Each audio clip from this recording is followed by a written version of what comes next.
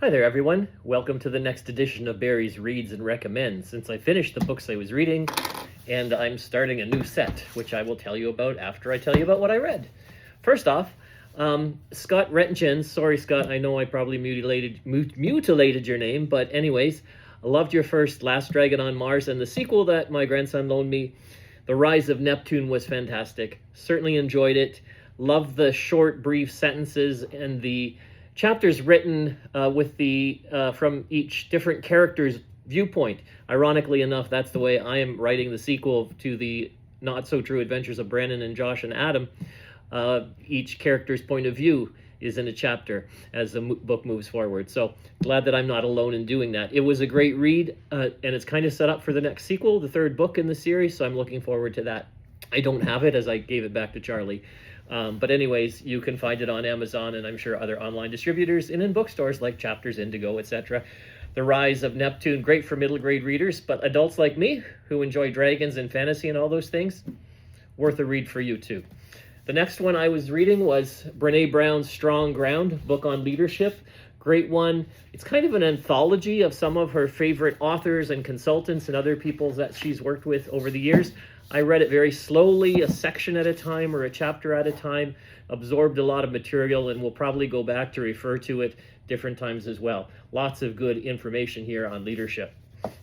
The other one of the other ones was Christians in the City of Montreal. This was fascinating. It's actually a sociological, I guess, study, you might call it, of Montreal and Christians in Montreal and the evolution of Christianity through Montreal, way back from it becoming New France, all the indigenous aspects as Montreal grew and the different things as it moves forward. It's studying 5 or 6 different communities or sub-communities within Montreal. It's really a fun read, even though it's research-based, and that's not always everybody's favorite thing, but lots of interesting material here on how the churches grew and then how they didn't grow and how they shrunk and how they closed and how we're in a new era, and pretty much what he doesn't use the term, but it's pretty much describing a pre-believer world where many Christians now find themselves who are living in Montreal and many other places around the world as well, for sure.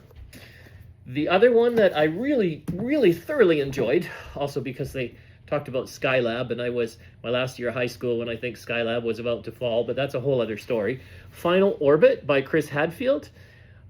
It was a great read, a little slow at first getting going, but once it picks up, not too far in, you really pick up on the suspense and wonder what's going to happen, and there's lots of unexpected things, plots behind the plots, scenes behind the scenes.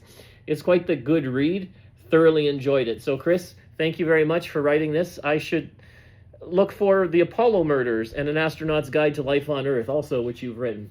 I'm sure I'll enjoy those just as much. I would definitely recommend Final Orbit as much as I would recommend Strong Ground, and certainly Christians in the City of Montreal as well, if that's within your wheelhouse and the kind of material you like to read. So all three, plus, as I said, The Rise of Neptune, all winners in my book.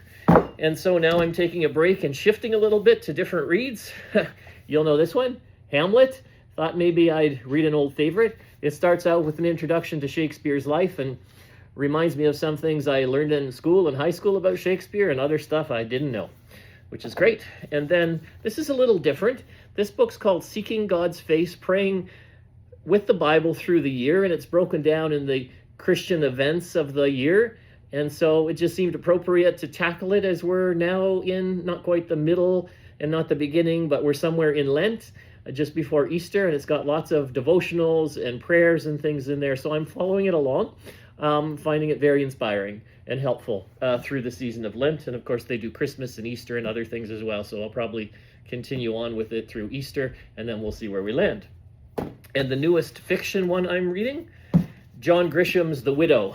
My wife's read it, said she really enjoyed it, got it for her for Christmas. Now it's my turn, so I'm looking forward to his story. I always enjoy his writing, and I'll give you my thoughts on all three of those when we meet again. Thanks for listening to Barry's Reads and Recommends. As always, send me any questions. Sign on to my YouTube at Barry's Books if you want, or my website, BarryMFellingerAuthor.com, where you can see all the Barry's Reads and Recommends and so on.